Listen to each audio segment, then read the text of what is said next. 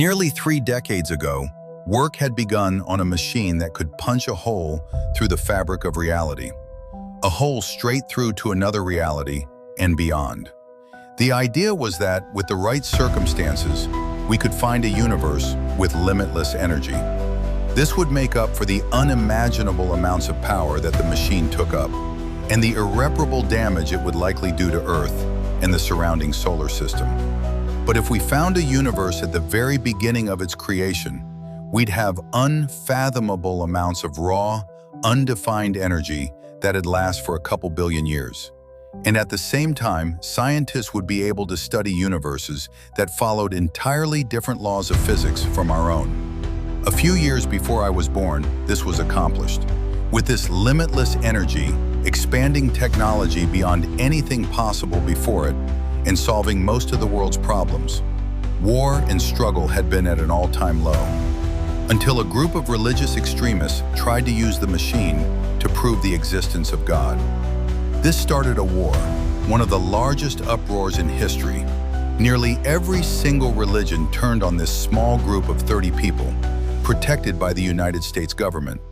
Some were scared that their God would be proven false, and some thought it wrong to try and prove their God real, rather than simply having faith.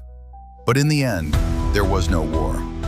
World leaders would not attack the US, which supplied their power, and the countries who did were often far too small to do any major damage.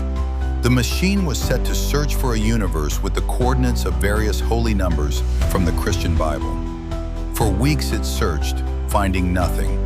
Different combinations inputted every time a search failed, until a little over 4 months ago, January 19th, 2234, we found heaven. There was nothing else it could be. It was a reality of endless sky. Nothing but clouds and blue as far as the eye could see, as far any creature, machine, or natural entity could go. The air was breathable, fresh and sweet even, and the light was dim but not too dark to see, and it was entirely empty. The only thing of note were red lakes. Every cloud had them, and they were incredibly fresh. They were still rippling upon entering the universe. Some, in fact, hadn't even fallen to the ground yet. The first 3 in even claimed they looked humanoid for a second. The damage to our world upon opening a portal is irreparable and devastating. But we now know the damage to the other world is 1,000 times worse.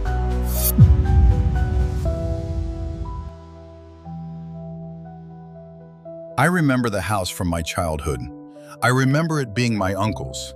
I remember the rather odd fashion the house lied in, ruins. And I remember my father telling me not to talk to my uncle, that he was a poor role model. I never saw my uncle after that, and I don't know why. I recall these things as I arrive on the decrepit, burned-down property.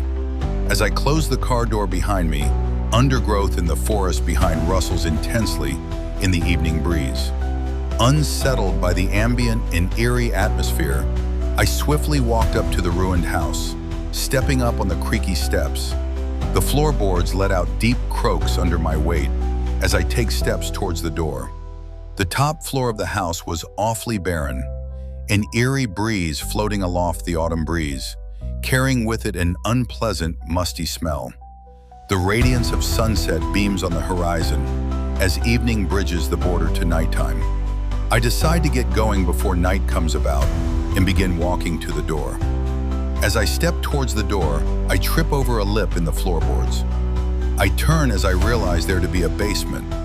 I tear open the basement floorboard, hinged on a rusty silver hinge next to a wall, creaking nastily.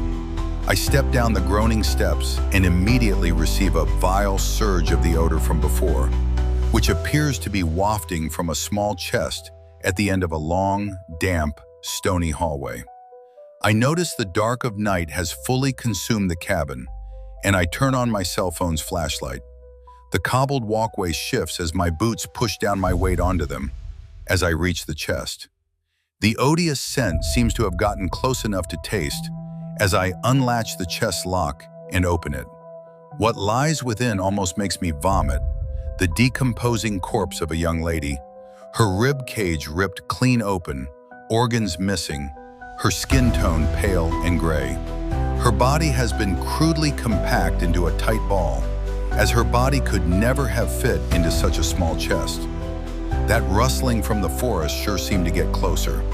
I feel a warm and heavy breathing on the back of my neck, causing the hair on my arms to stand on end. I reel back and begin to turn, catching the silhouette of a massive, burly man, carrying an unidentifiable object. I can't focus on the figure for long, as the latch on the basement door clicks, and it swings shut with one final, resounding slam. Now I remember why my father told me to stay away.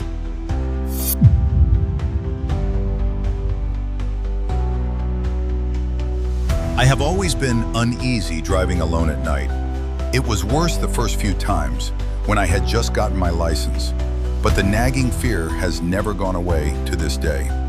It's disorienting to look into the mirrors and see nothing, and I mean nothing but the consuming blackness of the night. It makes me hesitant to check the mirrors should I see this dark void, or worse, someone sitting in my back seat staring at me. In the summer of 2013, I found myself driving home alone on Highway 902 from a party. It was almost midnight, and needless to say, it was pitch black. As was usual at night, I was on edge. I had the radio off and could hear nothing but the muffled roar of tires on pavement and the dull hum of the engine. I stole a glance into the middle rearview mirror and saw nothing but darkness through the back window. I know that I looked backward and saw nothing, I'm sure of it, just the seemingly endless blackness of the night. I remember it so clearly because not 10 seconds later, a car passed me to the left, headlights on.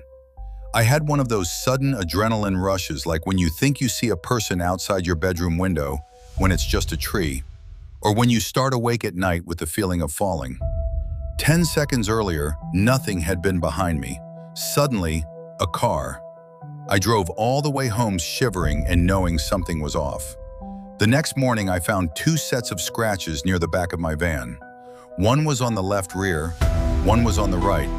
The car was pretty old.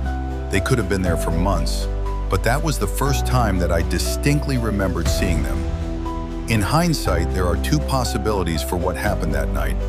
Possibility 1. By some glitch in reality or something paranormal, this other car had somehow appeared behind me within 10 seconds of me checking my mirror, like some weird ghost crap or something.